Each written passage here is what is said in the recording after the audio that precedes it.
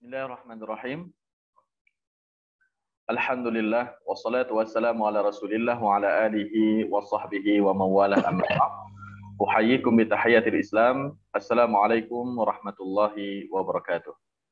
Waalaikumsalam warahmatullahi wabarakatuh. Waalaikumsalam warahmatullahi wabarakatuh.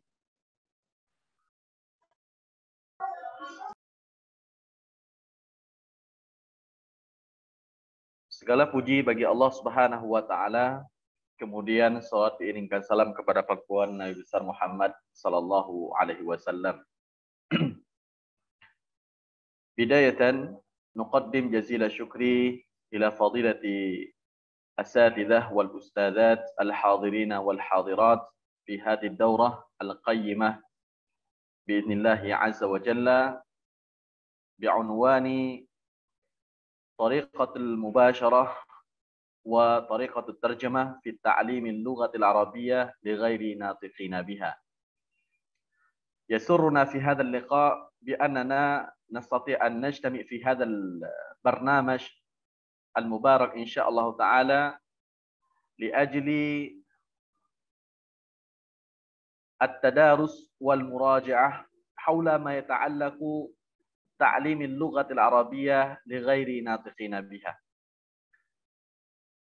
Saya sangat senang pada kesempatan yang berbahagia ini bisa berjumpa dengan para asatidzah yang Allah muliakan, di mana pada kesempatan yang berbahagia ini insya Allah kita akan kembali berdiskusi, memurajaahkan kembali apa-apa yang memang selama ini yang sebenarnya sudah sering kita diskusikan, sudah sering kita bicarakan dengan para asatidzah di pondok pesantren kita. Adapun tema yang insya Allah akan kita bahas pada kesempatan yang berbahagia ini yaitu efektivitas. Nah, efektivitas pengajaran bahasa Arab untuk penutur asing non-Arab. Apakah kita menggunakan metode langsung mengajarkan bahasa Arab dengan bahasa Arab ataupun mengajarkan bahasa Arab dengan bahasa Indonesia? Untuk tema pada kesempatan yang berbahagia ini sangat penting, karena ini akan sangat menentukan kesuksesan dalam pembelajaran bahasa Arab kita. Karena banyak daripada teman-teman, para asatidzah, dan juga adik-adik sekalian yang curhat, misalnya, Ustadz, kenapa saya belajar bahasa Arab 4 tahun? Darastul lughatal arabiyyah 5 sanawat, 4 sanawat, 6 sanawat, 10 sanawat. Walam astati' al-lughatal arabiyyah jayyidan. Wala astati' an atakallam al-lughatal arabiyyah jayyidan. Jadi sudah berpuluh-puluh tahun belajar bahasa Arab juga, kenapa dari segi hasil pembelajaran bahasa Arab itu belum maksimal? Nah, ini menjadi pertanyaan dan problematika yang memang selama ini terjadi. Nah, menarik untuk kita diskusikan hari ini yaitu dalam pengajaran bahasa Arab, metodologi apa yang akan kita gunakan? Apakah kita harus mengajarkan bahasa Arab dengan bahasa Arab ataupun mengajarkan bahasa Arab dengan bahasa Indonesia ataupun dengan metodologi terjemahan yang sering kita dengar? Nah, sekali lagi, ini sangat akan menentukan yang pertama efektivitas pengajaran bahasa Arab untuk penutur asing non-Arab. Nah, yang kedua akan sangat menentukan cepatkah kita akan bisa berbahasa Arab ataupun dengan kita ambil satu metodologi apakah bisa menyebabkan pembelajaran bahasa Arab kita ini akan menjadi lambat. Nah, menarik untuk kita bahas pada kesempatan yang berbahagia ini, kurang lebih kita ada waktu 2 jam. Metodologi yang akan kita gunakan sehingga kita tahu nantinya cara apa yang akan kita gunakan, khususnya bagi para asatidzah yang mengikuti webinar ini, metodologi apa yang akan kita gunakan? Apakah kita akan menggunakan kembali thariqah terjemah ataupun kita harus beralih kepada metodologi pengajaran bahasa Arab dengan menggunakan bahasa Arab ataupun disebut dengan direct method at-tariqatu mubasyarah. Baik.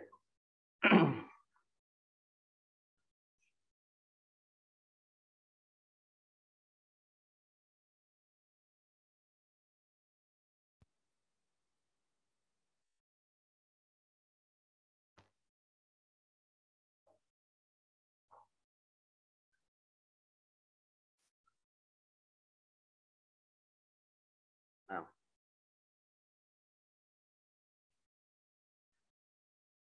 baik, menarik untuk kita bahas sebelum kita masuk kepada inti daripada pembahasan kita. Saya akan mencoba menjelaskan terlebih dahulu apa-apa saja yang akan kita bahas. Yang pertama, kita akan coba mengilustrasikan terlebih dahulu terkait dengan metodologi ini sendiri. Nah, seberapa penting sebuah metodologi dalam pengajaran bahasa Arab. Yang kedua, kita akan menyampaikan juga nantinya terkait dengan kelebihan dan kekurangan kedua metodologi ini. Karena setiap metodologi itu ada kelebihan dan kekurangannya. Kemudian kita akan coba juga mempraktekkan sedikit bagaimana pengalaman ataupun khibrat dari Lughah Arabiyah dalam pengajaran bahasa Arab dengan menggunakan bahasa Arab. Kita akan coba sedikit nanti mempraktekkan bagaimana mengajarkan hiwar tanpa menterjemahkan, mengajarkan mufradat tanpa terjemahan, dan mengajarkan qawaid tanpa menterjemahkan. Nah, itu akan kita 3 poin besar tadi insya Allah akan kita bahas dalam seminar ini. Mudah-mudahan para asatidzah sekalian dan juga adik-adik yang sedang belajar bahasa Arab bisa mengetahui bagaimana pengalaman khususnya Darul Lughah Arabiyah dalam penerapan pengajaran bahasa Arab di ghairi natiqina biha. Baik, untuk slide yang pertama saya coba memberikan sebuah ilustrasi. Nah, ilustrasi yang dimana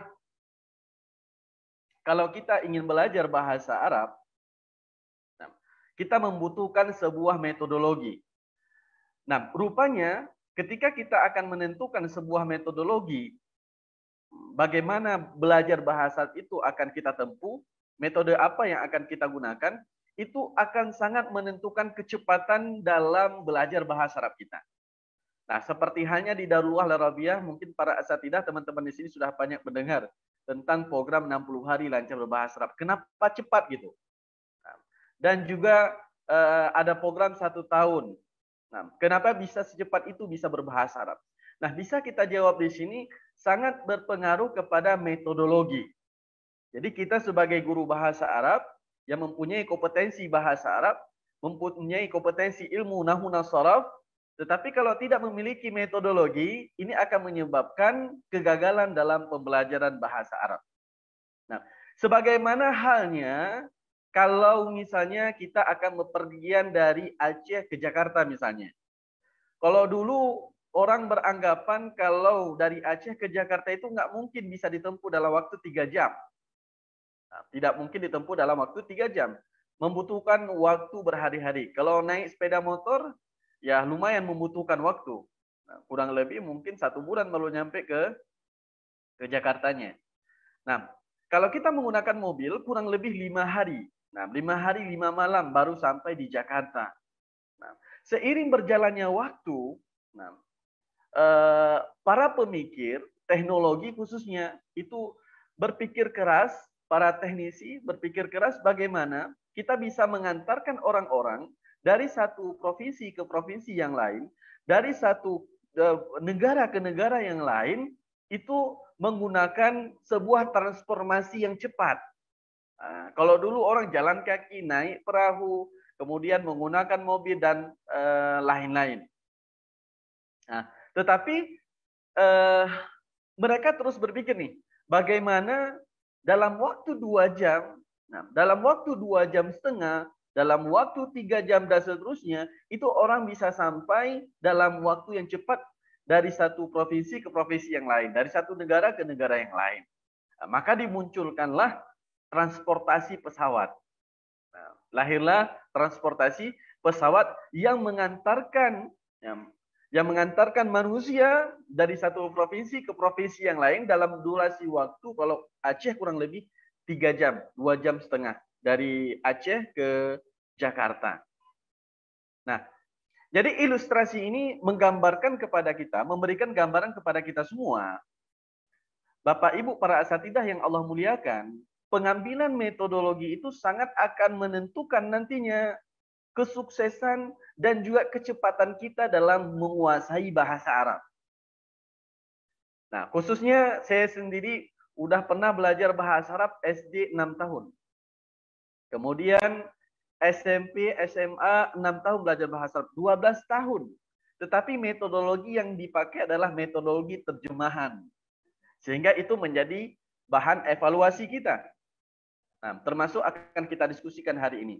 Beda hanya ketika saya sudah tahu dan mencoba menempuh belajar bahasa Arab dengan menggunakan bahasa Arab. Rupanya dalam waktu 1-2 bulan, Masya Allah sekali, sudah bisa berbahasa Arab. Sedangkan yang 12 tahun tadi ini menjadi pertanyaan besar. Nah, pertanyaannya kenapa? Pertanyaannya kenapa bisa sampai 12 tahun? Karena tadi saya menempuh dengan sebuah metodologi yang dimana yang mungkin belum tepat bagi saya. Kenapa saya bisa sampai 12 tahun belajar bahasa Arab dan belum bisa juga bahasa Arab? Kalau bisa, alhamdulillah gitu. Karena guru kita mengajarkan bahasa Arab dengan menggunakan metodologi tertentu. Sehingga ketika kita diajarkan dengan bahasa Indonesia ataupun dengan metodologi terjemahan, itu yang memperlambat kita dalam belajar bahasa Arab. Ini sangat menentukan. Makanya judul hari ini itu sangat menentukan sukses atau tidaknya dalam belajar bahasa Arab dan termasuk kecepatannya. Nah, kecepatan dalam menguasai bahasa Arab itu sendiri. Para asatidzah yang Allah muliakan, tidak bisa dipungkiri bahwasanya para ulama al-lughah, ulama ul-lughah itu sudah menetapkan dalam pengajaran bahasa Arab di ghairi natiqina biha, kita bisa menggunakan 5 metodologi. Nah, namun yang kita bahas hari ini, karena 2 metodologi ini ya cukup signifikan dan cukup urgen untuk kita bahas. Baik, yang pertama ada metodologi qawaid wa tarjumah namanya. Metodologi qawaid wa tarjumah ini boleh digunakan dalam pengajaran bahasa Arab di ghairi natiqina biha. Kemudian yang kedua ada at-tariqatul mubasyarah.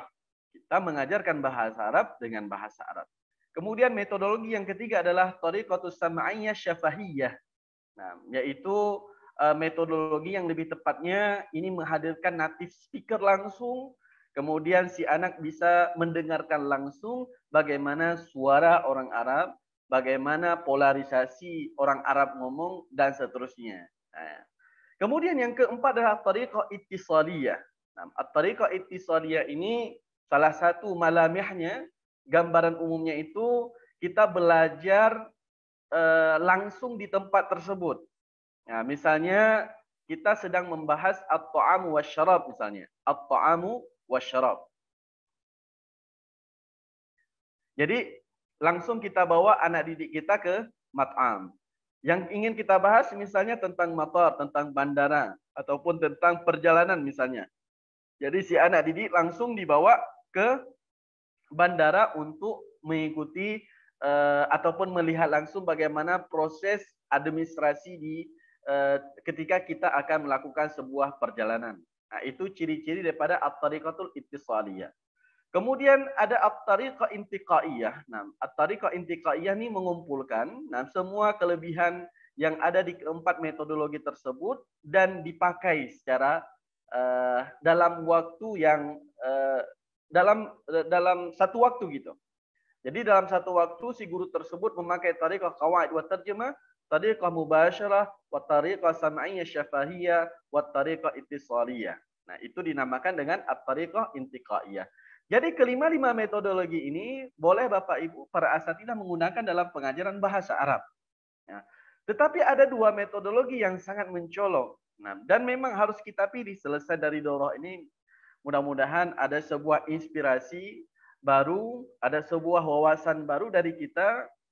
Apakah kita harus belajar bahasa Arab dengan menggunakan bahasa Indonesia ataupun menggunakan belajar bahasa Arab dengan bahasa Arab. Nah, ini memang harus bisa menjadi perbandingan antara 2 metodologi tersebut. Baik. Kita bahas satu-satu terlebih dahulu. Yang pertama, Tariqatu qawaid wa tarjumah. Tariqatu qawaid wa tarjumah. Tariqatu qawaid wa tarjumah, metodologi qawaid dan menterjemahkan. Ini ada beberapa penamaan. Nah, metodologi ini, yang pertama metodologi ini ada juga yang menyebutkan yaitu at-tariqah klasikiyah. Klasikiyah. Nah, ataupun tariqatun nahwi wa tarjemah. Nah, ada juga yang menyebutkan metodologi ini disebut dengan tariqah nahwi wa tarjemah. Dan ada yang menyebutkan tariqah qawaid wa tarjemah. Nah, at-tariqah qawaid wa tarjemah. Bahkan ada yang menyebutkan tariqatut terjemah. Tariqatut terjemah. Jadi bukan tariqah qawaid wa tarjemah. Nah, kenapa disebut dengan tariqah terjemah? Karena semua itu diterjemahkan. Jadi yang diterjemahkan bukan qawaid saja, tetapi semuanya yang diterjemahkan. Ketika ngajar mufradat diterjemahkan. Ketika mengajar qawaid diterjemahkan, nahwu diterjemahkan, sharaf diterjemahkan, balaghah diterjemahkan, semua diterjemahkan. Maka dinamakan dengan tariqah terjemah, bukan tariqah qawaid wa tarjemah. Lakinnani hadhil musammayat 'inda al-bashar, nama-nama ini tentunya dari penamaan dari manusia. Nam haula'i yakhtalifuna fi hadhihi al-musammayat. Lakin substansi, akan tetapi substansi yang ingin kita bahas di sini adalah yaitu bagaimana polarisasi ketika kita mengajarkan ataupun seorang guru mengajarkan bahasa Arab dengan menggunakan tariqah qawaid wa tarjemah. Jadi kalau kita dengar klasikiyah, nahwu wa tarjemah, tariqah qawaid wa tarjemah, tariqah tarjemah. Nah, ini merupakan bentuk penamaan dari tariqah qawaid wa tarjemah. Nah, tapi di sini kita melihat memang ada juga yang lebih condong kepada tariqah terjemah gitu. Tariqah terjemah karena melihat yang diterjemahkan bukan qawaid saja, tapi semua diterjemahkan. Hiwar diterjemahkan, kemudian mufradat diterjemahkan, dan lain-lain. Nah, perlu kita lihat al-muwasafat ini. Au ahammu malamih tariqah qawaid wa tarjemah. Nah, perlu kita lihat terlebih dahulu gambaran umum apa itu metodologi qawaid dan terjemah. Yang pertama, tariqah qawaid wa tarjemah ini memberikan perhatian yang cukup banyak kepada al-qiraah dan qawaid nahwiyah. Jadi seseorang, termasuk metodologi ini yang paling masyhur di Indonesia gitu. Jadi ketika seseorang belajar al-qiraah, cara membaca kitab kuning misalnya, mempelajari nahwu, al-jurumiyah, qatrun nada, kemudian alfiyah Ibnu Malik, itu dipelajari dengan terjemahan. Nah, kenapa dipelajari terjemahan? Karena ini memang bentuk ataupun gambaran daripada tariqah qawaid wa tarjemah gitu. Jadi yang belajar kitab kuning, kemudian yang belajar qawaid wa tarjemah itu, ya mereka menggunakan tariqah qawaid wa tarjemah. Nah, tidak bisa dipungkiri bahwasanya kalau kita belajar dengan menggunakan tariqah qawaid wa tarjemah, itu ada sedikit mungkin kurang perhatian. Bisa sedikit, bisa tak sama sekali tidak. Kita tidak memberikan perhatian kepada maharatul istima' dan maharatul kalam. Makanya seseorang yang belajar bahasa Arab dengan menggunakan tariqah qawaid wa tarjemah, dia ketika mendengarkan orang Arab ngomong ataupun mendengarkan bahasa Arab, dia tidak paham. Nah, ketika kita ajak untuk ngobrol bahasa Arab, dia juga tidak bisa menyampaikan kembali pertanyaan yang disampaikan kepada dia. Karena ini memang kekhususan daripada tariqah qawaid wa tarjemah. Jadi kalau si orang tersebut belajar bahasa Arab, belajar kitab kuning, dengan tariqah qawaid terjemah ini Masya Allah luar biasa. Kemudian qawaid juga seperti itu. Tapi yang menjadi kekurangan di sini, orang tersebut ketika mendengarkan bahasa Arab, menyimak bahasa Arab, itu nggak ngerti. Kenapa nggak ngerti? Karena ini konsekuensinya. Kalau kita menggunakan tariqah qawaid wa terjemah. Nah, dan begitu juga ketika dia ingin ngomong bahasa Arab, nggak bisa juga. Karena ini menjadi kelemahan daripada thariqah qawaid wa terjemah. Baik. Kemudian poin yang kedua, gambaran yang kedua adalah hadhihi tariqah tastakhdim lughah wasitah wasilah fi ta'lim. Jadi ketika seorang guru menggunakan tariqah qawaid wa terjemah ini harus menggunakan bahasa ibu, bahasa perantara. Nah, kalau orang Aceh menggunakan bahasa Aceh dalam mengajarkan bahasa Arab. Orang Jawa mengajarkan bahasa Arab dengan bahasa Jawa. Dan begitu juga dengan daerah-daerah lainnya. Nah, daerah-daerah lainnya, setiap daerah kita mengajarkan bahasa Arab dengan bahasa daerah kita ataupun dengan bahasa Indonesia.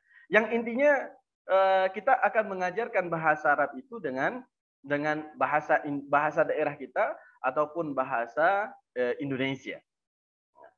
Kemudian yang ketiga adalah dari segi metode tariqah qawaid wa terjemah ini kita di pondok pesantren ya. Nah, di pondok pesantren nanti termasuk kita diskusi juga sejauh mana efektivitas menghafal kosakata. Karena memang yang kita lakukan di Darul Lughah Al-Arabiyah itu banyak hal-hal yang baru. Nah, kalau kita di pondok pesantren menghafal kosakata pagi misalnya, sore. Nah, ini kenapa bisa ada hampir semua pesantren ataupun sebagian besar pesantren itu menghafal kosakata? Karena di pondok pesantren tersebut mengadopsi tariqah qawaid wa terjemah. Karena gambaran umumnya itu ada belajar qawaid, kemudian ada belajar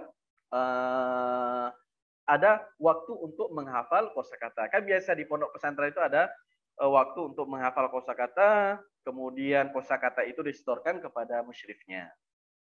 Nah, kemudian selanjutnya juga turakkizu 'alal ahkamin nahwiyah.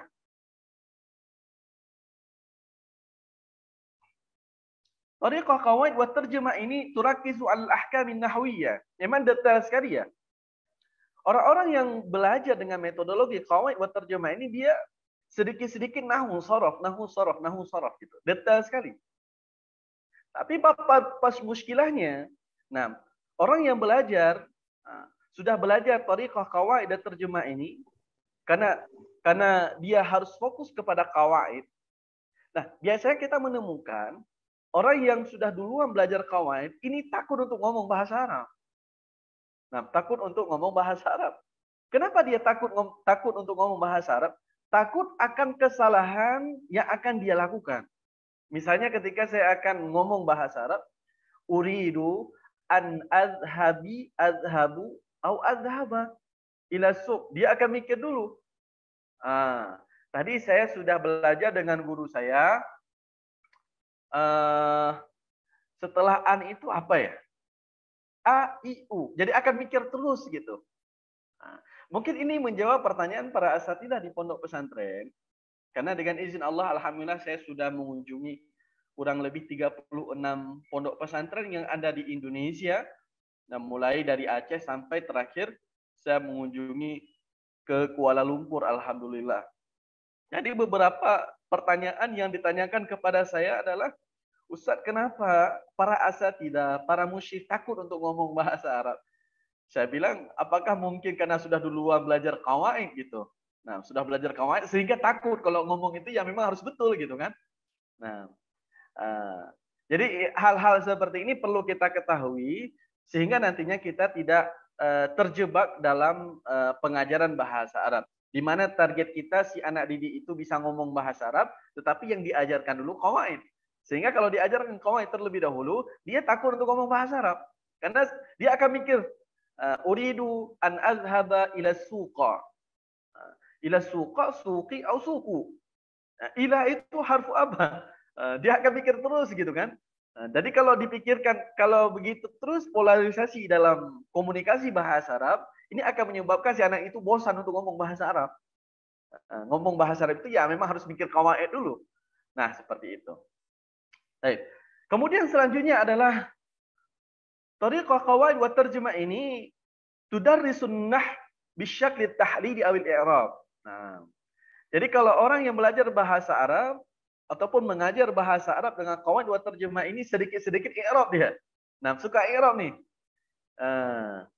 Misalnya contoh akulu aruzza fil mat'ami fi harfu jar. Mat'ami ismun majrur wa alamatu jarri al kasra adh-dhahira ala akhiri. Nah, dan seterusnya. Nah, jadi semua itu harus diselesaikan dengan i'rab. Nah, pertanyaannya, i'rab ini apakah cocok untuk pemula? Apakah cocok untuk sudah level menengah ataupun untuk level lanjutan? Nah, ini harus kita diskusikan juga. Karena beberapa kali saya mengunjungi pondok pesantren, i'rab ini diajarkan untuk mereka yang pemula belajar bahasa Arab. Baru selesai SD, masuk SMP langsung diajarkan i'rab. Nah, kemudian setelah i'rab ini baru mereka dipaksa untuk menguasai maharatul kalam. Nah, efeknya apa? Ketika kita salah memulai sebuah mata pelajaran kemudian dilanjutkan dengan mata pelajaran lainnya, ya akhirnya seperti yang saya sampaikan tadi, mereka akan takut untuk ngomong bahasa Arab karena takut salah terus. Nah, kemudian selanjutnya ada tariqah qawaid wa terjemah ini al-ihtimam binususil qiraah. Nah, selalu yang menjadi keistimewaan dan termasuk di Indonesia memang terkenal ya terkenal pendidikan kita di pondok pesantren itu dengan kitab kuning. Ya, Masya Allah sekali dengan Kitubut Turas itu sangat luar biasa. Dari segi bacaannya juga diakui. Nah, bukan hanya sama orang Indonesia, sama orang luar Indonesia juga diakui kita. Tapi kalau muskilahnya di mana? Muskilahnya di komunikasi dengan bahasa Arab. Baik.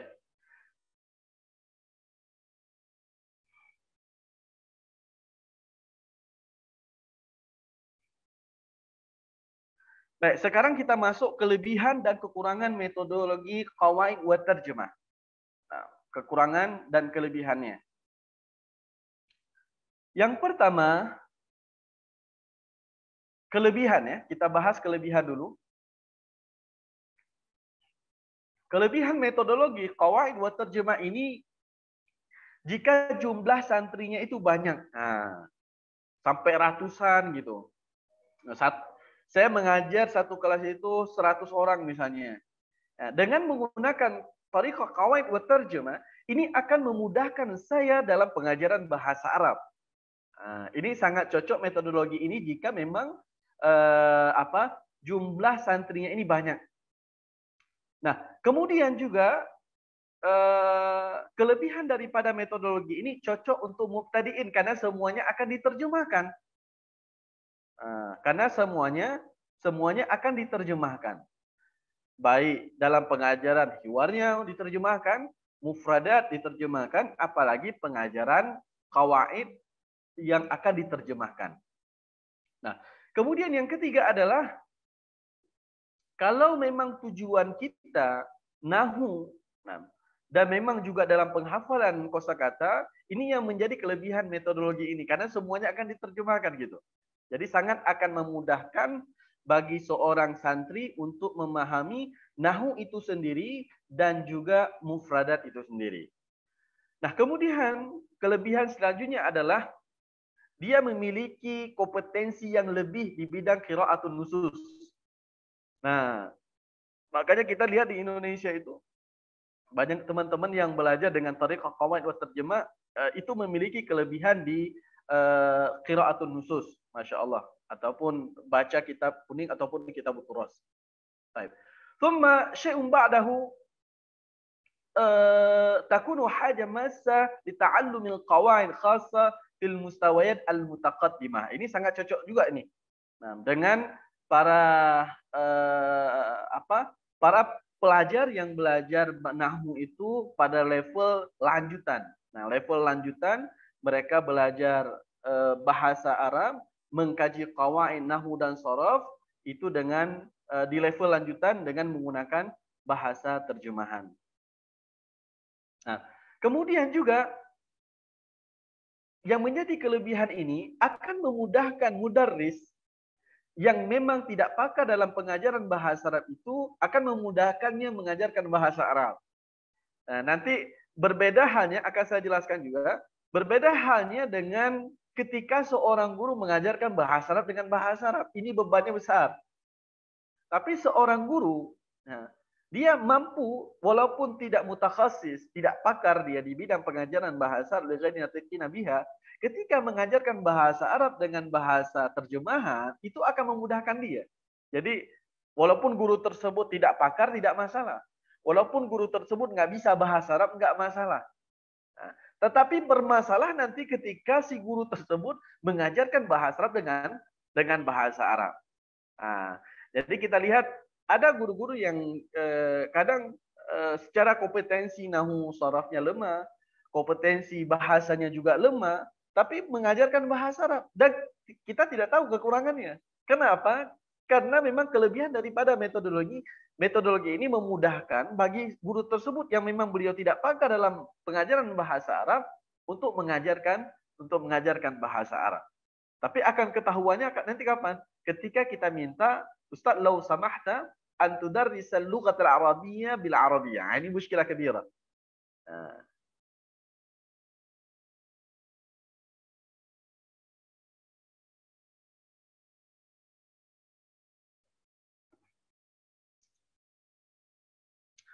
Baik, kemudian juga tamkinul muta'allim ala mujarrad fahmi qawaidil lughah an-nahwiyyah kanat aw sarfiyyah. Nah, ini juga si talib akan betul-betul menguasai ilmu nahwu dan saraf jika kita menggunakan ataupun guru tersebut menggunakan tariqah qawaid wa tarjumah. Nah, di samping kelebihan tadi ada kekurangannya harus kita tahu. Nah, tadi saya menyebutkan beberapa kelebihan dalam pengajaran bahasa Arab li ghairi natiqina biha dengan menggunakan tariqah qawaid wa tarjumah. Tadi kelebihannya. Sekarang perlu kita ketahui kekurangannya. Nah, kekurangannya. Baik, kekurangannya apa dari segi metodologi ini? Nah, seseorang yang belajar bahasa Arab dengan menggunakan tariqah qawaid wa tarjumah, si peserta tersebut, anak didik tersebut akan lemah di maharatul istima'. Keterampilan mendengar dan keterampilan berbicara itu akan sangat lemah sekali. Nah, saya pernah menemukan orang-orang yang memang Masya Allah secara penguasaan kitab kuning itu luar biasa. Sudah 10 tahun, 20 tahun belajar bahasa Arabnya. Dan sudah menguasai kitab Turas dan kitab kuning. Tapi ketika saya ngomong bahasa Arab,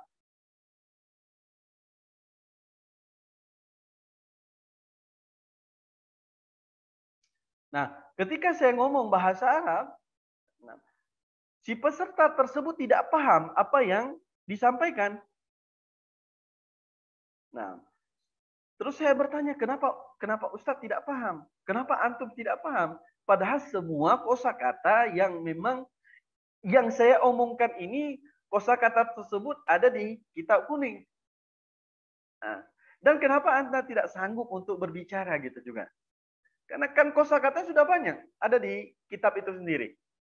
Nah, kenapa dari segi berbicara juga masih sangat lemah sekali? Karena ini yang menjadi memang kekurangannya. Jadi para asatidzah, adik-adik sekalian yang Allah muliakan, kalau belajar bahasa Arab dengan menggunakan tariqah qawaid wa tarjirah, dimulai dengan qawaid, kemudian juga dipelajari dengan terjemahan. Nah, itu bukan target kita untuk maharatul istima' dan maharatul kalam. Nah, termasuk saya melihatnya Dewan Guru mengajarkan hiwar misalnya. Mengajarkan hiwar tetapi dengan cara menerjemahkan.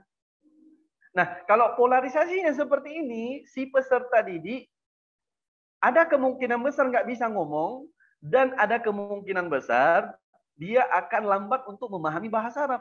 Karena tadi ini, kalau kita mengajarkan bahasa Arab dengan bahasa Indonesia, apalagi mengajarkan bahasa dengan bahasa daerah kita, nah ini konsekuensinya dia lemah di menyimaknya dan juga lemah di berbicara bahasa Arabnya. Nah, ini harus kita pahami bersama. Termasuk kalau selama ini kita mengajarkan mufradat dengan terjemahan. Nah, sayyaratun mobil kan biasa di pondok pesantren ataupun yang mengikuti webinar ini para peserta atau pada adik sekalian yang Allah muliakan, kan kalau sering kita setiap harinya menghafal kosakata gitu. Nah, yang intinya kalau bahasa Arab itu dipelajari dengan terjemahan tadi ada dua kemungkinan nanti. Bisa saja dia tidak bisa ngomong, tapi kemungkinan yang kedua dia bisa ngomong, tapi dalam waktu yang cukup lama gitu untuk belajar bahasa Arabnya. Makanya saya katakan di awal tadi, butuh pemahaman yang utuh bagi kita, metodologi apa yang akan kita pakai. Apakah metodologi thariqah langsung, nah metode langsung ataupun metodologi terjemahan. Nah, itu yang pertama terkait dengan kekurangan daripada metodologi ini. Kemudian kekurangan yang kedua adalah metodologi ini banyak menggunakan istikhdam al-lughah wasithah. Nah, penggunaan bahasa perantara itu lebih mendominasi dibandingkan dengan bahasa Arab. Bahkan bisa dikatakan tidak ada bahasa Arab sama sekali juga di situ. Karena ada yang mengajarkan betul-betul full dengan bahasa Indonesia. Nah, ini kita sampaikan mengajar bahasa Indonesia ataupun mengajar bahasa Arab. Nah, ketika yang diajarkan bahasa Arab dan diajarkan dalam bahasa Indonesia dan bahasa yang lebih mendominasi adalah bahasa Indonesia, maka yang didengarkan oleh anak-anak itu setiap harinya adalah bahasa Indonesia. Sedangkan bahasa Arab itu ya untuk pemahaman saja gitu. Oh, fa'il ini artinya. Oh, maf'ulun bih ini artinya. Oh, fi'il mudhari ini artinya dan seterusnya. Nah, jadi kenapa si anak didik tersebut nggak bisa ngomong bahasa Arab? Saya ngomong juga nggak ngerti dia. Dan tidak hidup suasana berbahasa Arab. Karena memang si anak tersebut sangat sedikit menggunakan bahasa ataupun sangat sedikit mendengarkan bahasa Arab dibandingkan dengan bahasa Indonesia. Nah, itu kelemahan daripada metode qawaid wa tarjumah.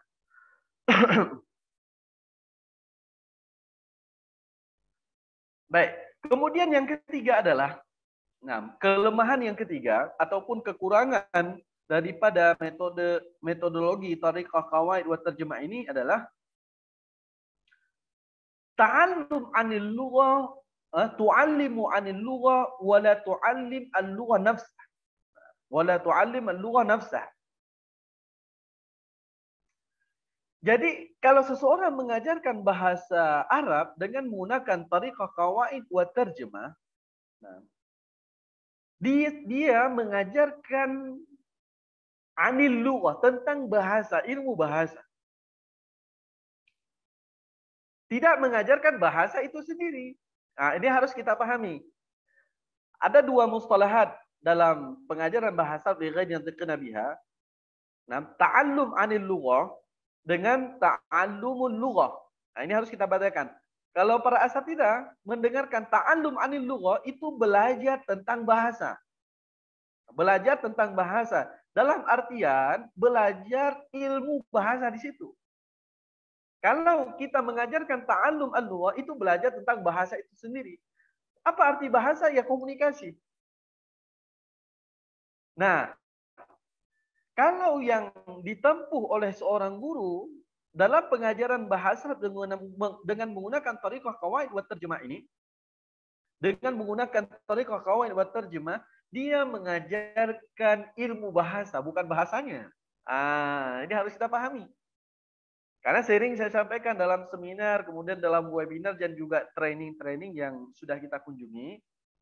Kenapa si anak tidak ngomong bahasa Arab di pondok pesantren? Karena memang rata-rata beberapa pondok pesantren yang memang sudah saya kunjungi, para asatidzah ataupun mudirnya mengatakan kepada saya, Ustadz, kenapa si anak padahal di sini sudah diajarkan berbagai disiplin ilmu, khususnya dalam bahasa Arab, tapi si anak tersebut nggak bisa ngomong bahasa Arab.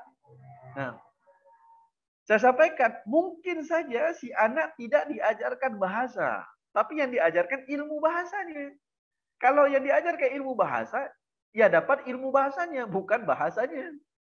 Nah, pertanyaannya sekarang, apa yang kita ajarkan kepada anak didik kita?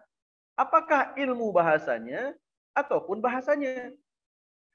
Nah, begitu juga dengan para adik-adik sekalian. Ketika belajar bahasa Arab, targetnya apa nih?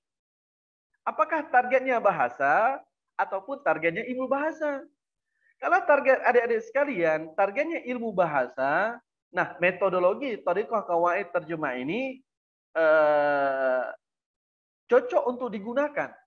Tapi kalau antum ingin meningkatkan kompetensi berbahasa Arab, nah, ini metodologi Thariqah Qawaid wa Terjemah ini kurang tepat gitu. Karena target daripada Thariqah Qawaid wa Terjemah ini mengajarkan ilmu bahasa, bukan bahasa itu sendiri. Nah, ini harus kita bedakan sekarang. Jadi target daripada Thariqah Qawaid wa Terjemah ini yaitu mengajarkan ilmu bahasa, nahwu, sharaf dan seterusnya. Nah, kemudian juga kelemahan daripada metodologi Qawaid wa Terjemah ini dari segi komunikasinya tadi sudah disampaikan juga, dan juga dari segi pemahamannya. Nah, dari segi pemahaman itu sangat-sangat lemah sekali sih peserta didik yang belajar bahasa Arab dengan metodologi Qawaid wa Terjemah. Nah, kemudian juga tuqaddim al-mufradat biduni sanad alimi atau nadariyah tarbawiyah. Nah, ketika diajarkan mufradat misalnya dalam kelas ataupun di luar kelas dengan metode Qawaid wa Terjemah, itu biasanya kurang mengikuti aturan-aturan yang memang sudah ditetapkan para ulama bahasa. Nah, kalau memang ada waktu, di lain waktu nanti bisa kita diskusi bagaimana pengajaran bahasa Arab, pengajaran mufradat.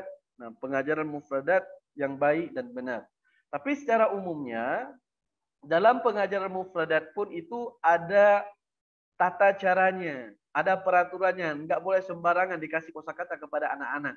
Nah, kalau kita menggunakan tariqah mubasyarah, nah itu kita harus mengikuti aturan-aturan yang sudah diterapkan pakar bahasa dalam pengajaran mufradat. Contohnya misalnya bahasa Arab itu kosakata bahasa Arab, kosakata terbanyak di antara bahasa-bahasa yang lainnya. 12 juta loh. Nah, 12 juta bahasa kosakatanya luar biasa banyaknya. Dibandingkan dengan bahasa Indonesia dan bahasa-bahasa lainnya itu sangat jauh sekali. Nah, tentunya untuk mengajarkan 12 juta kosakata ini ya butuh metodologi. Kosakata mana yang akan kita dahulukan? Contohnya saja misalnya dalam pengajaran kosakata guru misalnya.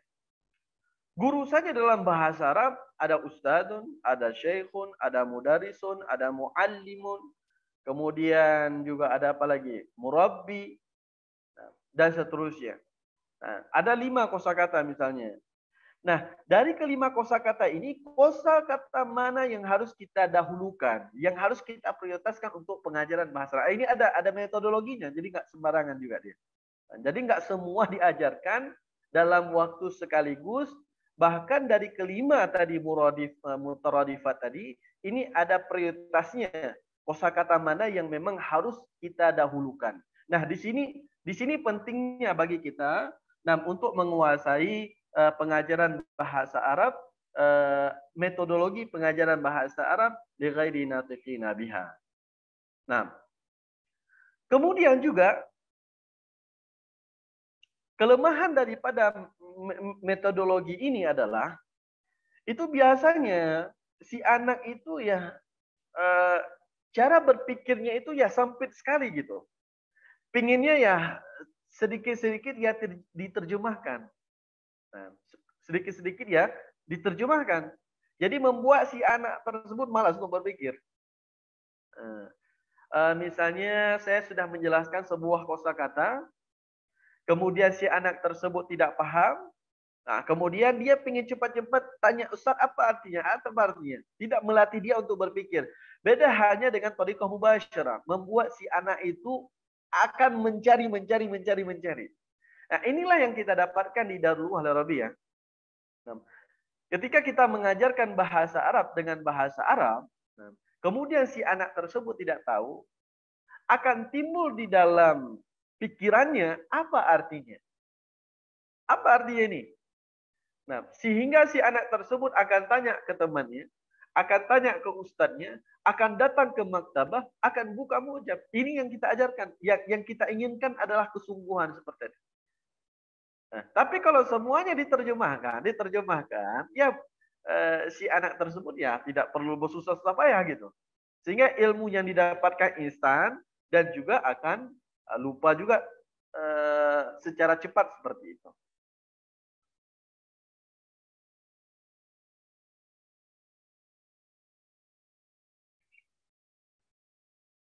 Baik, kemudian selanjutnya juga adalah daurud daris al-hifz.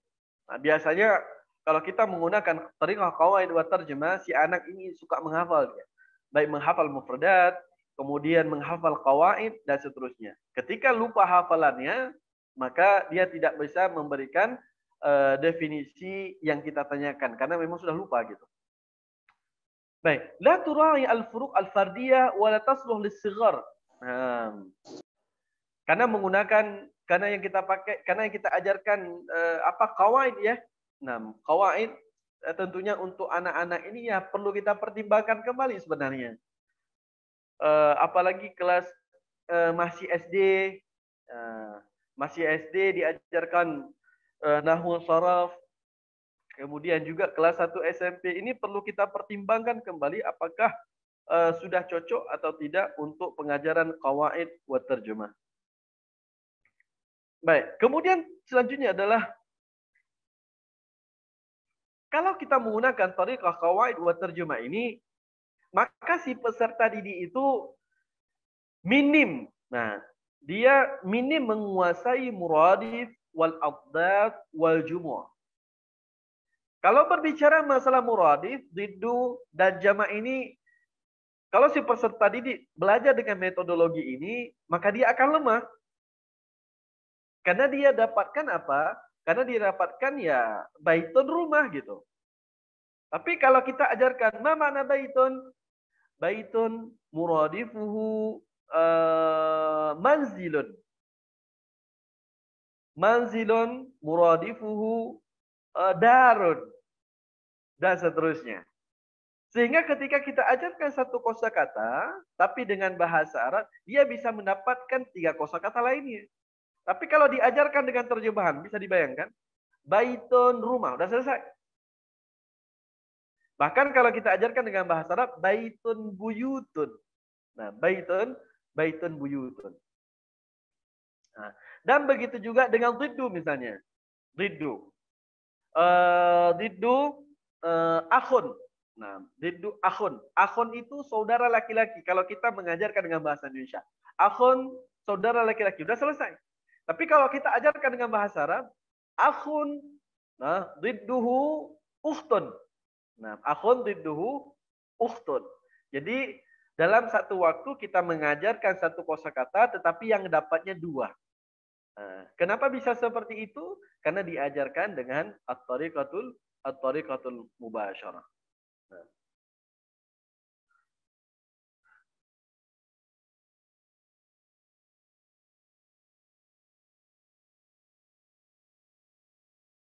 Ini menarik untuk kita bahasnya. Menarik untuk kita bahas. Mushkilat. Nah, mushkilat istikhdami tariqati tarjemah inda ta'libil lughah. Ini problematika, ada beberapa problematika kalau kita mengajarkan bahasa Arab dengan bahasa terjemahan ataupun bahasa ibu.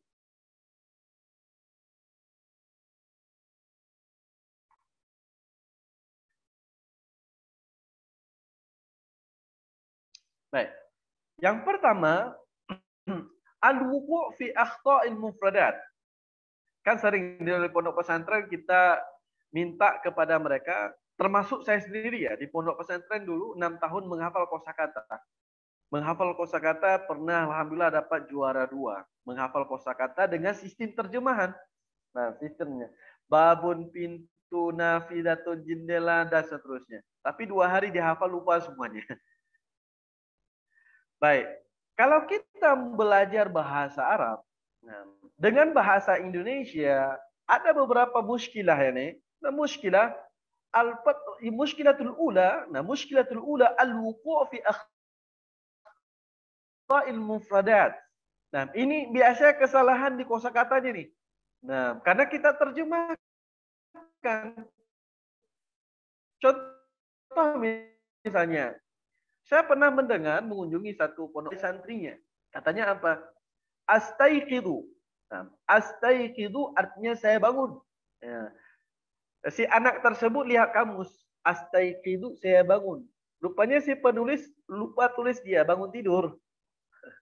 Lupa tulis tidurnya karena si anak mikir kalau ada tidurnya harus ada astaiqidu minan naumi, harus ada naum.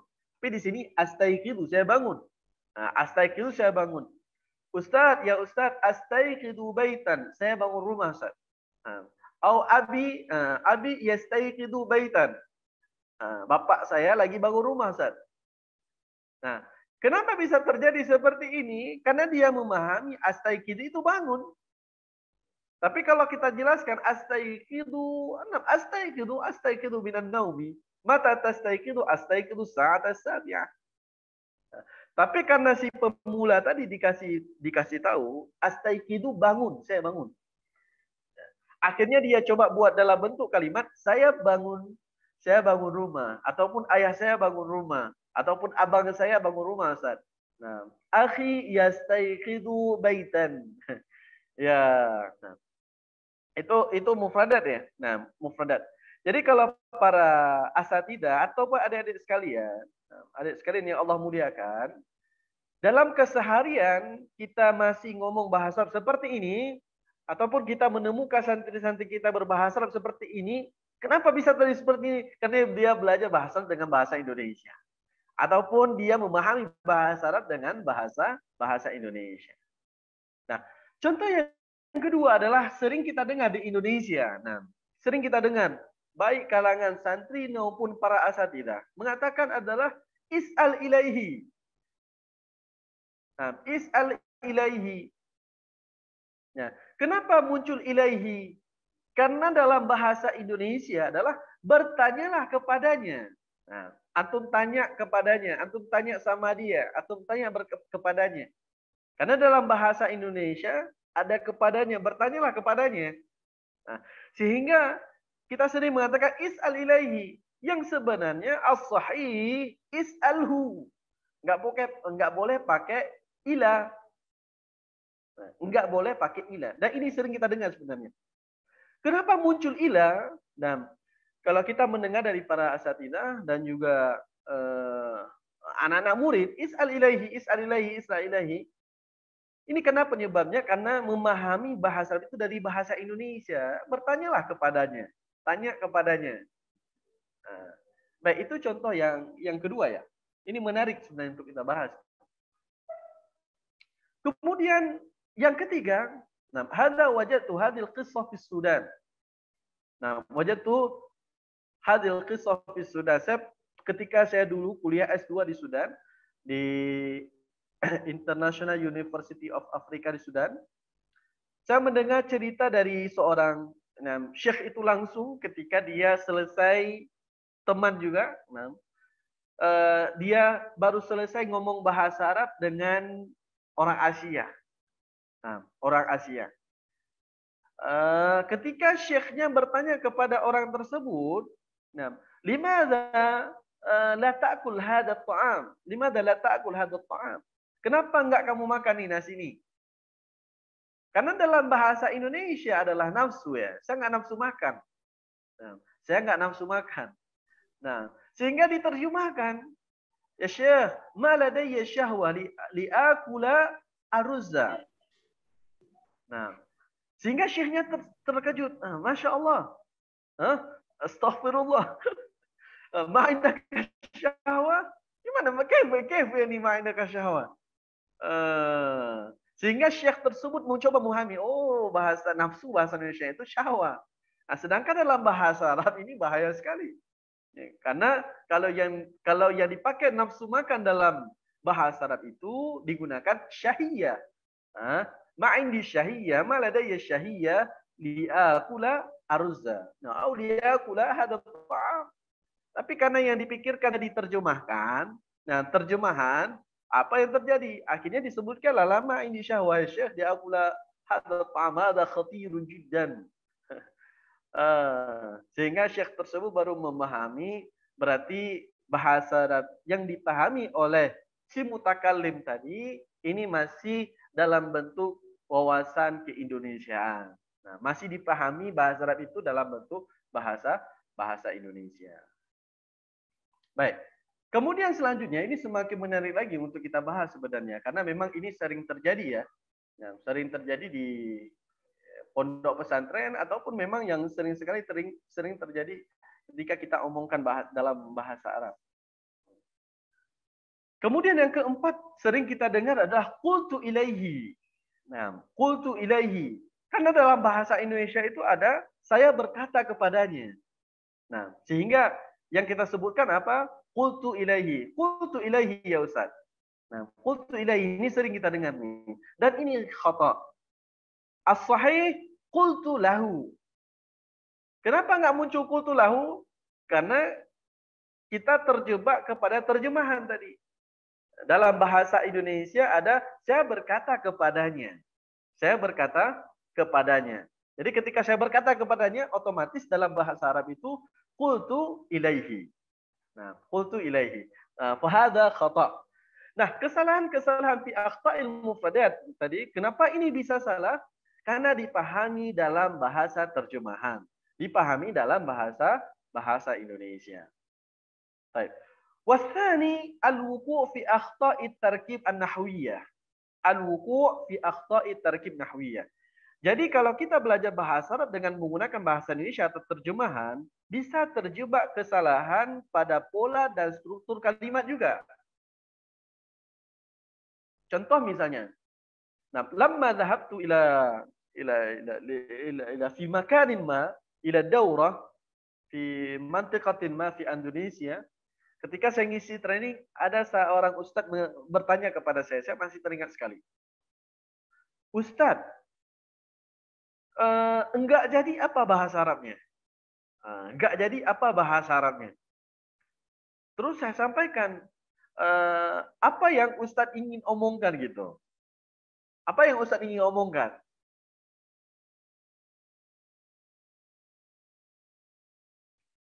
Dalam bentuk jumlah mufidah. Jangan nggak mungkin aja. Karena nggak mungkin itu kalau diterjemahkan lam yakun. Lam yakun nggak jadi. Lam yakun kun fayakun. Kan ini masalahnya. Tapi kalau Ustadz mau ngomong apa misalnya? Nggak jadi ke pasar. La azhab ila suq.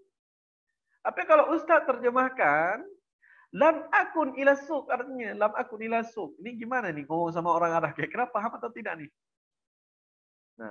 Nah, ini jadi masalah juga nih. At-tarkib dan masih banyak contoh-contoh lain yang memang ketika kita ngomong sama orang Arab nggak paham, dan orang Arab ngomong sama kita juga nggak paham.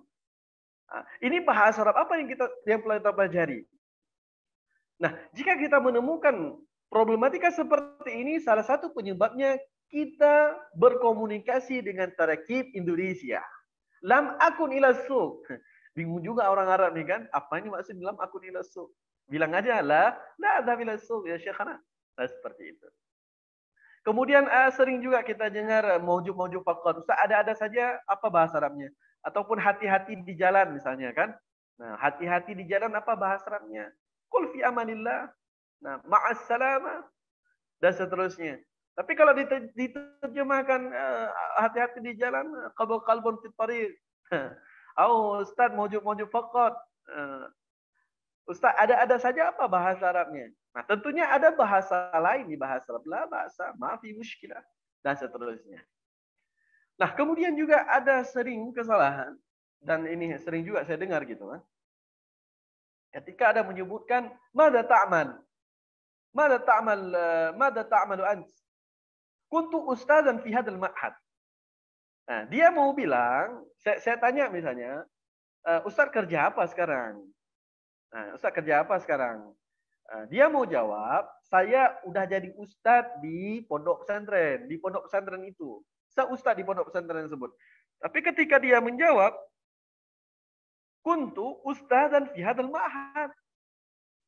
Berarti kalau si ustadz menjawab, kuntu ustadzan fi hadzal ma'had, nah, ini jawabnya dia sekarang bukan jadi guru di pondok pesantren tersebut. Dulunya dia pernah jadi guru gitu. Nah, ini sering saya temukan gitu. Ketika Ustaz, mada ta'malu ant? Kuntu ustadzan fi hadzal ma'had gitu. Al-an mada ta'mal. Kalau Ustaz bilang kuntu, itu ya dulu al-madhi. Nah, itu menunjukkan kepada masa lampau. Nah, sekarang Ustaz bukan guru lagi berarti. Nah, bukan guru lagi di masa sekarang. Nah, ini jadi masalah juga nih terjemahan. Nah, kuntu. Kemudian yang ketiga juga al-wuqu' fi akhta'il qawaid nahwiyah.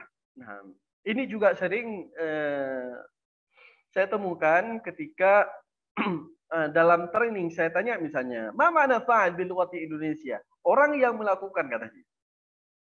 Nah, orang yang melakukan. Baik, kemudian saya sampaikan, kalau orang yang melakukan, "Zahaba Muhammadun ila suq." Oke, orang yang melakukan. Kalau saya bilang zahabat sayyaratu ilal madrasati. Sayyarah bukan orang di sini. Berarti terjemahan Ustaz kurang tepat. Makna fa'il. Nah, tapi kalau diterjemahkan pelaku, oke. Tapi kalau diterjemahkan orang, ini jadi masalah gitu. Karena fa'il itu bisa jadi hayawan fa'ilnya.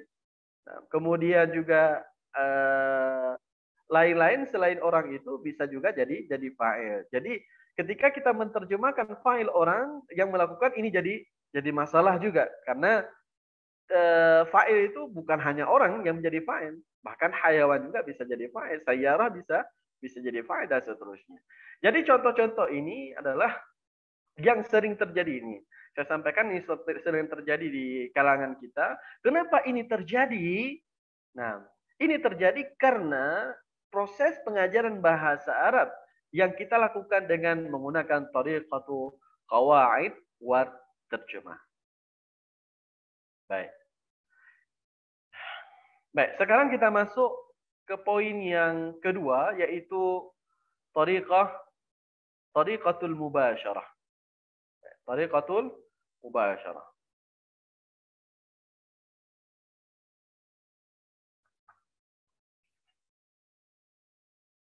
Tadi sudah selesai ya untuk tariqatul qawaid wa terjemah. Jadi sudah saya sampaikan kelebihan, kekurangan dan juga muskilat kalau kita problemnya kalau kita menggunakan metodologi qawaid wa terjemah dalam pengajaran bahasa Arab di ghairi natiqina biha.